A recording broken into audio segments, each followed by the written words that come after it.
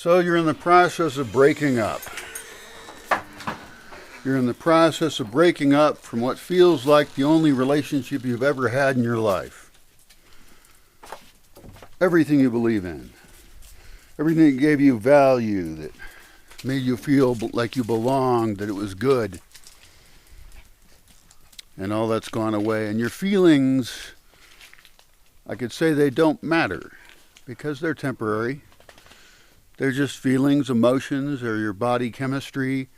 They're your culturally instructed reactions on how you should feel. On the other hand, they do matter because you're in them and that's how you feel. You feel grief, you feel ashamed, you feel judged, you feel scared. You don't know. You're losing what felt like everything at one time. And I'm talking about your breakup from civilization itself. Your grief over the fall of civilization, your grief over the realization that you've been betrayed all your life and lied to and enslaved. You've been abused, you've been indoctrinated, you've been given very few options, you've lived in a jail.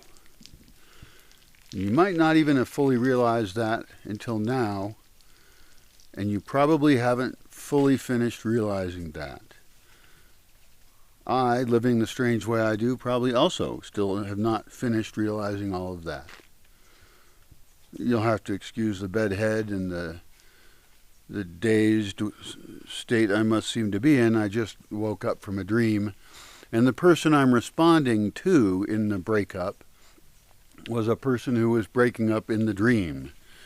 She was on my lap, crying, having drawn me away from a party with some other people outside in some tropical location. Nice looking woman. She was her former lover's model and she was upset because that's all he really wanted her for and she felt used and abused. I was being polite, and I'm being polite with you as I say this. I do apologize not being my usual polished, fashionable self in this post-dream bedhead video. So the way this woman felt after her breakup, and all relationships come to an end anyway, your life will come to an end, civilization, the world itself will come to an end. Those are all things we should accept, but they hurt at the time.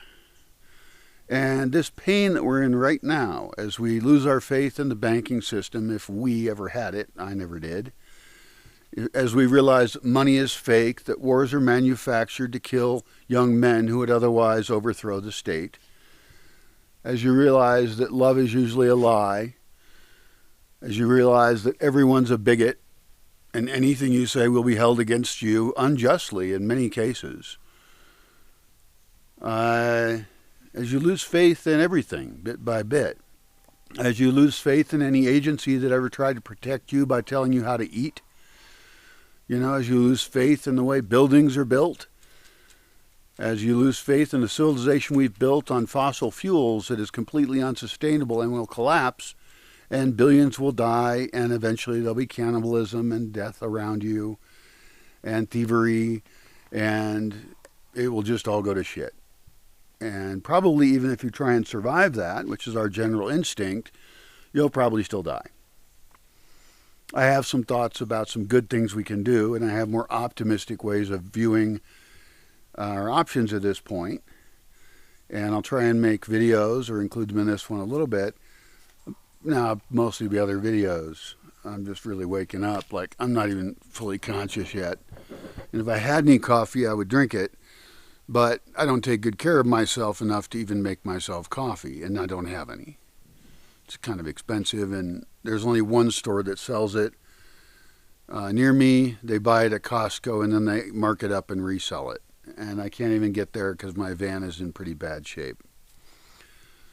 So the good thing is that I've already dealt with a lot of this shit.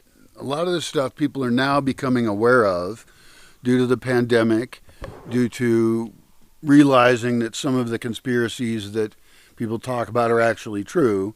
The earth is not flat. There's no reason to think that. There are probably no lizard people, although if it, as a metaphor, lizards and vampires and zombies exist, but they're metaphorical. We have actual conspiracies, people who conspire together to commit a crime. That's what conspiracy means. And so conspiracy theorists often do mean insane nut jobs who have blamed everything on something that doesn't exist, they have no evidence for. And you can mostly tune them out, although sometimes they're moderately funny, just not good people to trust as far as their thinking skills. And sometimes some conspiracies are actually true. During COVID, for example, it's obvious that there was massive conspiracy to use the control of the state to enslave people and not be shy about it all. They were testing their total control over humanity.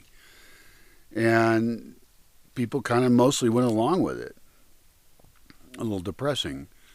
And that was just a minor pandemic. I mean, they didn't know that at the time, and no one really did. It's a little hard to predict the future.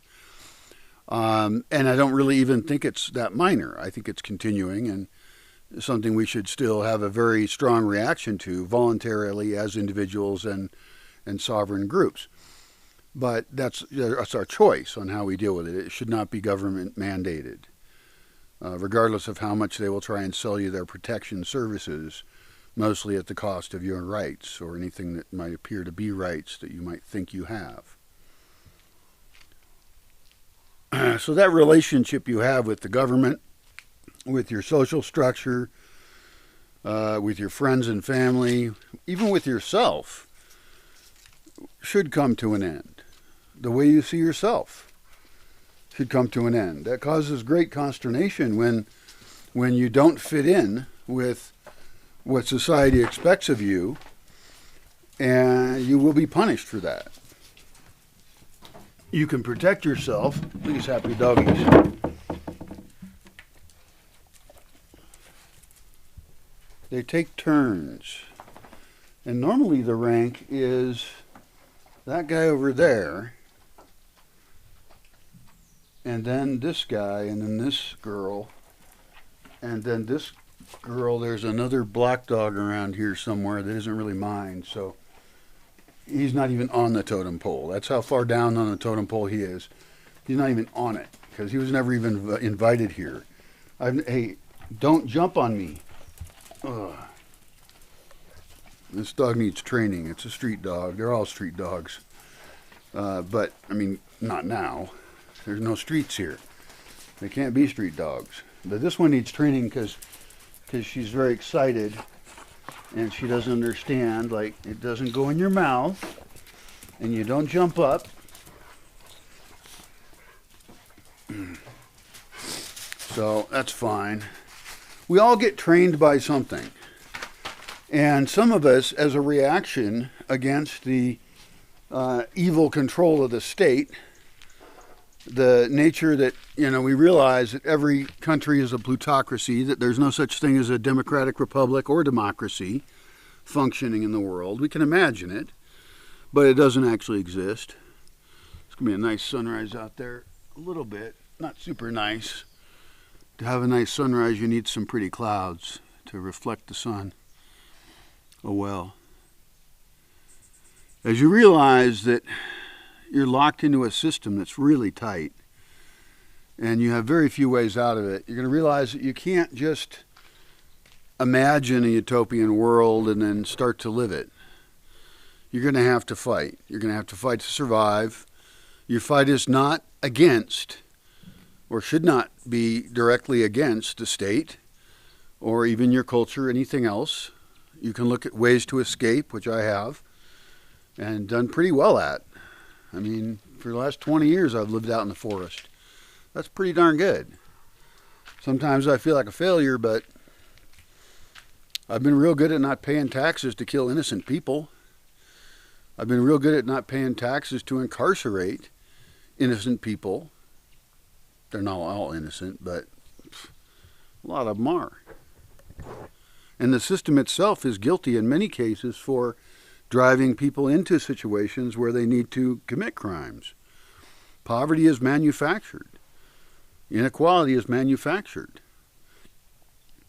And, all my dumbest, most successful friends think that the government is going to dribble out some money to the poor and that they're trying to help so much and they're providing free education. No, they're providing indoctrination, and their social programs are trivial by comparison to the budgets they have with the military-industrial complex to kill people all around the world. And that blood is on your hands if you've been voting for it and participating in it. So all my Democrat and Republican friends are responsible. And they all want to blame the other one as being evil as hell. I think they're both evil as hell. And I was evil as hell in my participation, but I did something about it. Hopefully my videos can show you some ways out of that. There's a lot of things I can't talk about. I mean, even what I just said is pretty extreme and could piss off pretty much anyone. And it does. I get internet death threats all the time because I'm questioning people's dogma, the thing that takes care of them, their comfort zone structure that allows them to buy cheap products around the world and enslave people far away. They're slave owners or they're house slaves, either way. And I still am attached to the existing world. I love my Starlink dish over here that allows me to upload this video to you and live out in the middle of nowhere on almost no power. But it gives me a lot of time and ability to have power of thought and to be able to transmit that thought to you even though it's often rambling and scattered. AI will organize all my videos later. It's a Sunday. It's a day of rest. There's no rest for me, but I'm not wicked. I think that just came out as a movie. I don't have a very good sense of smell, I know that. In the book, I think the witch had no sense of smell. Or maybe she had no smell. I probably have a smell, but I have no good sense of smell, so how would I know? Isn't that lucky? Oh.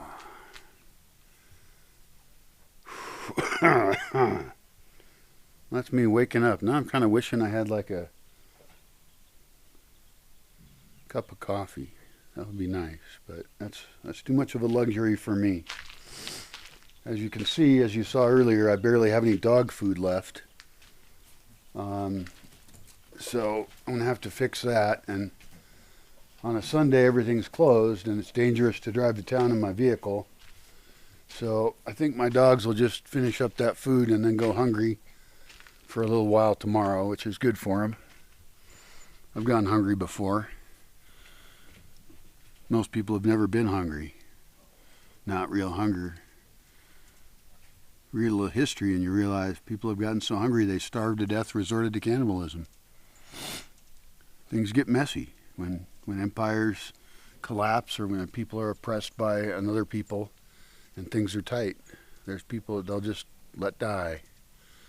And you're on the agenda probably to be one of those people.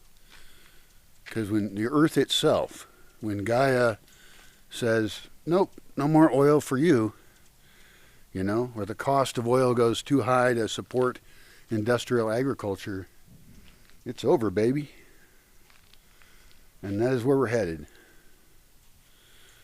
So prepare yourself, or just party and have a good time. I think either response is legitimate. Maybe there could be a middle path. You certainly don't have to be like me. And any of my videos, I delete a lot of comments, by the way. I put them on approval only, and if people are assholes, I do the same thing I would do in real life. I just delete them. Just like I wouldn't accept an asshole in my life. I have no reason. I guess it's good for my viewership if I allow assholes online. But I go to their profile first usually, and I look at it, and they have no videos of their own, and they don't have a real name. So I can't look them up. I can't have a discussion with them. I just have their dumbass, useless thought.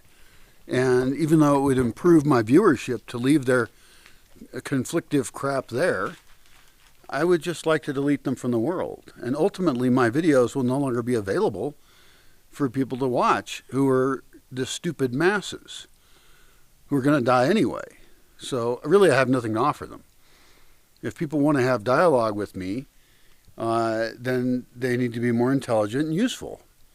And I have a form you can use to contact me, which I only check every week or so, for people who actually want to be part of creating a new world and are willing to step up and do the hard work to do that, because it's going to be almost impossible, and I don't know anything better to do. It's the best thing to do by my standards and my values. It might not be for you.